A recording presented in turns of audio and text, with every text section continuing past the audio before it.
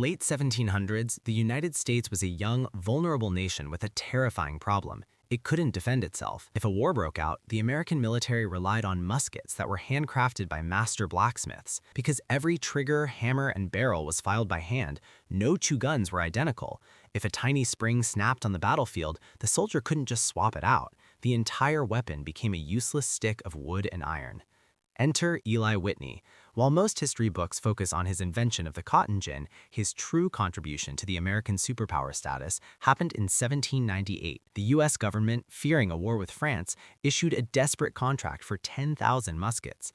Most established gunsmiths laughed at the request. Producing that many unique weapons would take decades. But Whitney, a man who saw the world through the lens of efficiency, promised to deliver them in just 2 years. How? He introduced a concept that would change the world forever: interchangeable parts. Whitney retreated to his workshop in Connecticut and did something radical.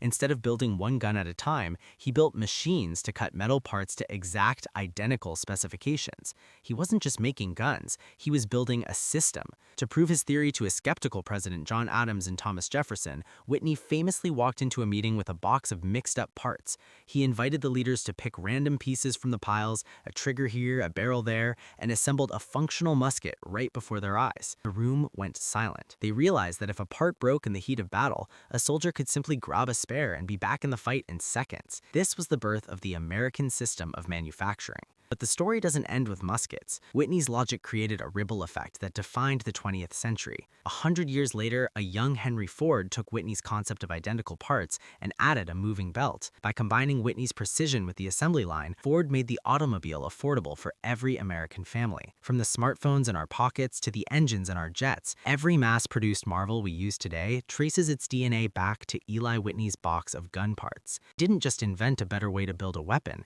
he invented the blueprint for the modern industrial world, proving that in America, a great idea is the most powerful tool of all.